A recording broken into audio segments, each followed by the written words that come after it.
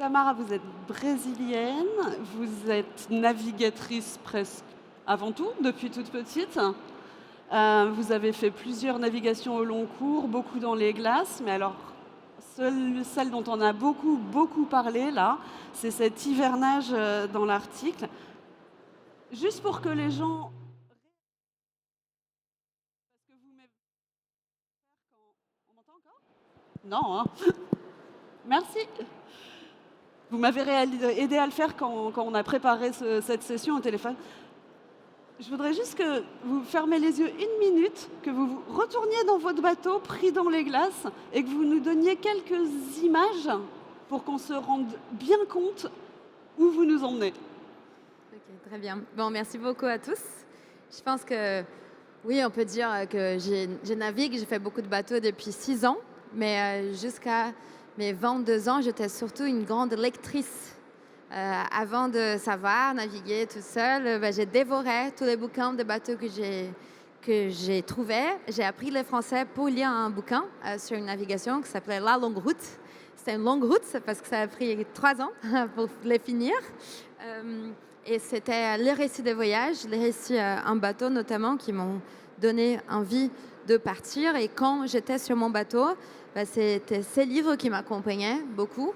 Je navigue surtout en solitaire, ça veut dire que pendant longtemps je parle pas trop, je souris pas non plus parce qu'il y a personne qui sourire. Mon bateau est assez petit, il fait peut-être la taille d'un petit mais très petit appartement parisien, très bas aussi sur le plafond. Il y a une espèce de canapé au milieu, une espèce de banquette, on dit, qui est à la fois mon canapé, à la fois mon lit. Je dors dans un sac de couchage. Il y a des petites fenêtres qu'on appelle hublots. Et c'est par ces hublots que je vois les mondes extérieurs, les voiles quand je suis à l'intérieur. J'ai une petite cuisine. Et même si pour beaucoup, ça pourrait paraître petit, pas pour les Parisiens. Pour les Parisiens, c'est tout à fait normal. Mais pour beaucoup de gens, ça peut pas être un petit bateau, un bateau de 10 mètres, 34 pieds. Quand on est en mer, il est mon palace. Je les vis comme si c'était plus grand que les grands palais, parce qu'il a tout ce dont j'ai besoin pour vivre confortablement. Il est ma seule chance de survie.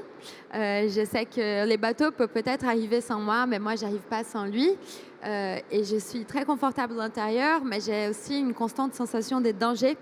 Parce qu'une certitude qu'on a quand on est sur un bateau, c'est que les bateaux coulent. Tout bateau peut couler. C'est très facile de mourir aussi. Ça suffit de juste glisser sur les cockpits du bateau.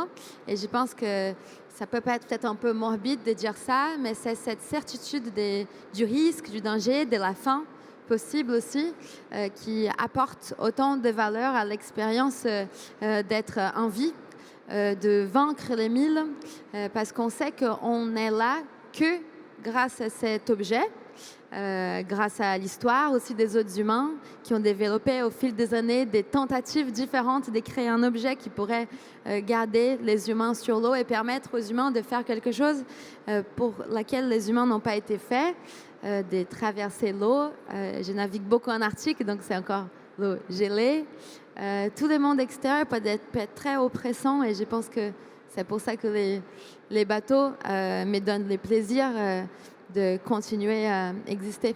Et là, on parlait de la longueur du voyage. Donc, vous faites ce choix à un moment, au-delà d'une navigation, exploration, de vous arrêter, d'attendre que les glaces emprisonnent ce tout petit bateau.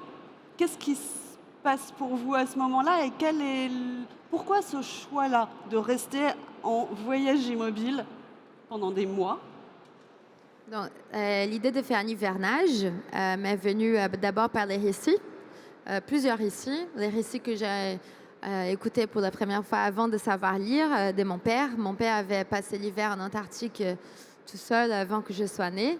Donc j'ai grandi avec ces récits des animaux qui disparaissaient en hiver, la mer liquide qui devenait la terre, sur où ils pouvaient marcher, les sons qui disparaissaient, la neige absorbe tous les sons et les animaux ne sont plus là, les vents disparaissent, les vagues disparaissent. Et j'avais envie de être dans ces récits.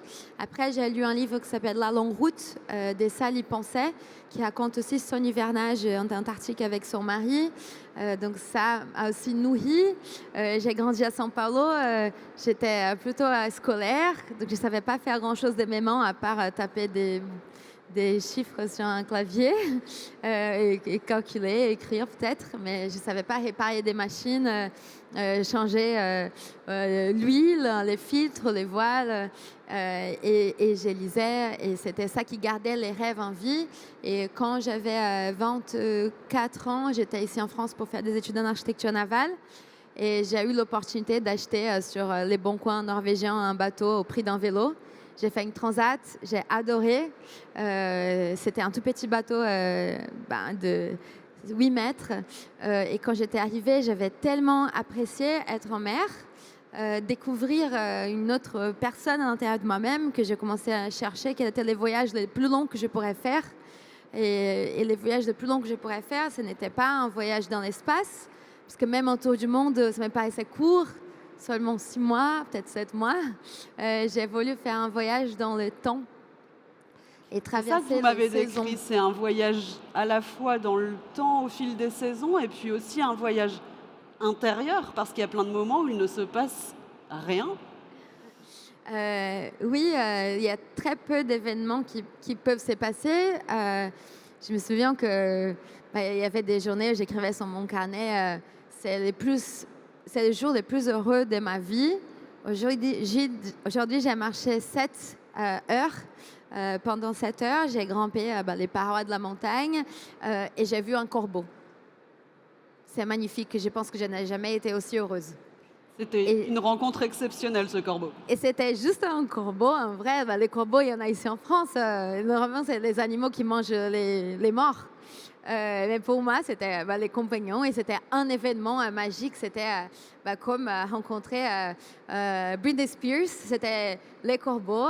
D'ailleurs, il y avait un renard que j'ai fini par appeler Michael Jackson qui venait de temps en temps sur les bateaux. Évidemment, quand je dormais, les renards, ils apprennent en fait nos horaires, notre comportement. Donc, parfois, ils venaient toujours un petit peu cachés et j'ai commencé à créer cette espèce de relation que je voulais bien que ce soit de l'amitié. Mais je me suis rendu compte que non. En fait, il était juste opportuniste. Il voulait pas être mon copain. C'était pas très grave pour lui. C'était pas le petit prince. C'était pas tout à fait le petit prince. Il était beaucoup plus intéressé quand j'avais pêché des poissons, que du coup j'avais des réserves de nourriture. Et je savais qu'en fait, ma solitude, elle était heureuse pour 2 raisons. Une, c'est parce que je l'avais choisie. Je sais qu'il y a beaucoup de gens ici, même à Paris, surtout des personnes plus âgées ou avec des mobilités réduites, qui sont très seules et qui ne l'ont pas choisi. Ce n'est pas du tout ça ce que j'ai vécu. Moi, je l'avais choisi, je l'avais cherché, j'ai préparé ces bateaux pendant 2 ans pour faire ça. Et aussi parce que je savais que ça avait une fin. Je ne savais pas quand exactement, parce que je dépendais de la banquise. Il fallait que la banquise fonde. De préférence, pas dans une tempête, sinon ça pouvait couler mon bateau. Mais je savais qu'à un moment, ça allait finir. À un moment, j'allais retrouver d'autres personnes. À un moment, j'allais retrouver à nouveau la lumière et qu'aucun hiver n'est dur pour toujours.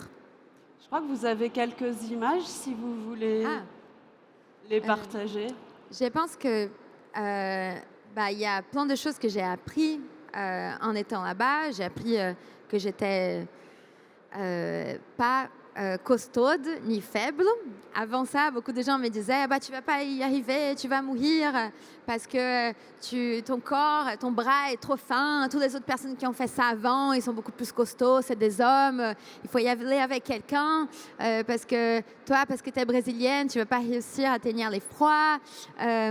Pendant les règles, tu vas perdre trop de sang. Les esprits, ils vont te chasser parce que les esprits détestent les femmes. Les ours polaires vont te manger. Les chasseurs vont découvrir que tu es seule. Ils vont venir te courir après et t'agresser pendant l'hiver.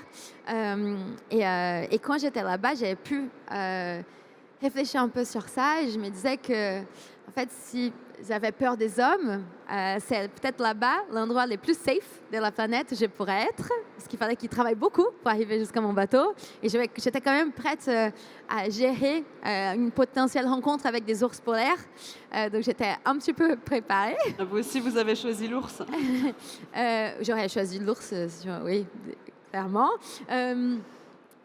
Et aussi, quand on a l'opportunité d'être seul, surtout quand on a une femme, et je pense que c'est aussi pour ça que j'encourage beaucoup les femmes à chercher au moins une fois dans sa vie de passer un mois seule. Ça peut être un déplacement, comme ça peut être arrêté dans un endroit que tu choisis. Ça peut être une cabane quelque part, ça peut être sous une tente, ça peut être même sous un abri de bus, peu importe, mais passer du temps seul pour découvrir qui on est quand on n'a personne autour, pour découvrir qu'on est capable de faire beaucoup plus que ce qu'ils nous disent, pour découvrir qu'on n'est ni faible ni costaud quand on est seul, pour avoir la chance de savoir qu'est-ce que c'est de ne plus être l'autre, pour pouvoir au moins une fois se sentir universel. Peut-être les moments de notre vie où on s'approche plus de ça, c'est quand on est enfant, avant qu'on soit nommé comme femme, où on a on se permet de se mouvementer, se déplacer d'une manière qui est la plus confortable pour nous, la plus conveniente pour nous, où on se permet de s'habiller pour avoir la liberté de mouvement. Et quand on grandit, les habits qui sont considérés féminins sont souvent les habits qui sont définis par la restriction des mouvements qu'ils nous imposent, par combien ils contrôlent nos gestes, non pas les talons, les jupes, les robes, les habits qui sont toujours à la limite de tomber. Et il faut qu'on s'étienne beaucoup, il faut qu'on soit tout le temps contrôlé. Et quand on est seul et qu'on se permet de s'habiller juste pour être confortable et pour survivre aussi, ça nous donne une telle sensation de plaisir, ça nous soulève une énorme charge. Et je pense que cette expérience, elle m'a procuré beaucoup de liberté, surtout parce que je vis dans cette moitié du monde où tout est difficile pour nous. On a des barrières partout. Il y a plein de gestes qu'on n'a pas le droit de faire, des mots qu'on n'a pas le droit de dire, des postures qu'on n'a pas le droit d'avoir quand on parle ici. Et quand on marche, c'est 7 heures de marche dans les pays où je viens, à São Paulo, on ne peut pas faire 7 heures de marche sans regarder derrière, c'est quelqu'un qui nous suit, sans entendre un harcèlement dans la rue, sans devoir plaire à une autre personne qui n'est pas nous. Effectivement, du coup, vous me décriviez le retour à une forme de sérénité dans l'ennui et de plaisir de l'ennui. Oui, je pense que ces photos, je les ai faites là-bas. Je lisais plein de bouquins. À un moment, je les avais lus tous, donc il n'y avait plus aucun des bouquins nouveaux. Donc, j'ai commencé à découper les phrases que j'aimais le plus dans les bouquins et prendre la pince que j'utilisais pour l'échauffage, pour nettoyer l'échauffage, et poser sur les photos que j'avais prises. Et là, ça, c'était mon ennui. Je pense que l'opportunité d'avoir de l'ennui, ça nous permet aussi d'avoir une espèce de nouvelle créativité. Et on fait un voyage sans sortir du bateau, sans sortir de là où on était. Tout à l'heure, vous posiez, au Brésil, ça n'existe pas, vous voyez moi. Vous posiez la question sur les endroits qui sont bien à voyager. Moi, je pense que peu importe l'endroit où on va, ou même si on se déplace dans l'espace ou pas, je pense que peut-être un voyage qu'on peut tous faire, c'est d'essayer de passer du temps, le max de temps possible, sans notre téléphone, déjà, et à faire des choses qui ne passent pas par l'argent. Parce que même faire de la danse, c'est un beau voyage qu'on peut faire, à discuter avec quelqu'un, retrouver un copain, en essayant de ne pas utiliser ni le téléphone, ni l'argent.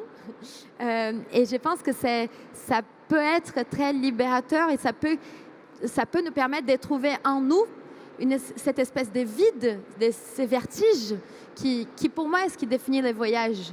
Pour moi, les voyages, et la question était peut-on encore voyager? Mais moi, je me posais la question, sait-on encore voyager?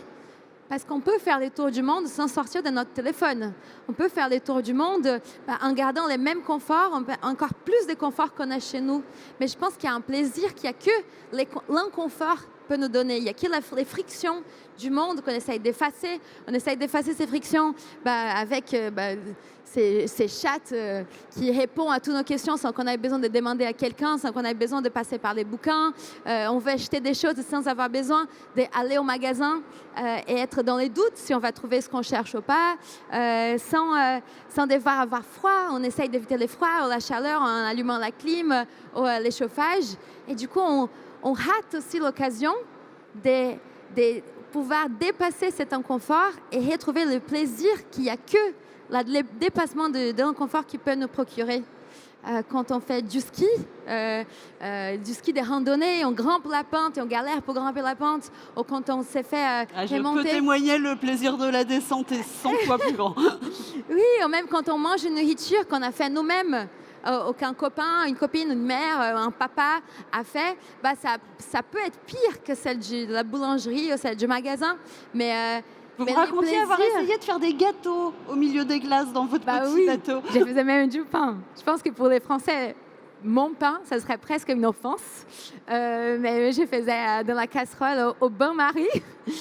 Et moi, j'y prenais un tel plaisir à manger que les meilleurs boulangers de pays, sans offense, je respecte les travails, mais les meilleurs boulangers de pays n'auraient pas pu faire un pain qui me procurait autant de plaisir que les pains que j'ai galéré pour faire parce que j'ai dû marcher 2 kilomètres pour aller jusqu'à le seul petit morceau d'iceberg qu'il y avait dans ma baie, les casser en petits morceaux, ramener les morceaux dans un seau jusqu'à mon bateau, les faire fondre. Et après, pouvoir utiliser cette eau pour mettre dans la farine les ferments, là, je ne sais pas comment dire ça en français. Levure. Levure, oui, Le vin. que je savais qui était limité sur mon bateau, qu'à un moment, il n'y aurait plus. Et du coup, j'attendais dans les bains-maries pour voir mesurer la température idéale, salinité idéale, jusqu'à ce que ça sorte. Et moi, j'étais tellement heureuse.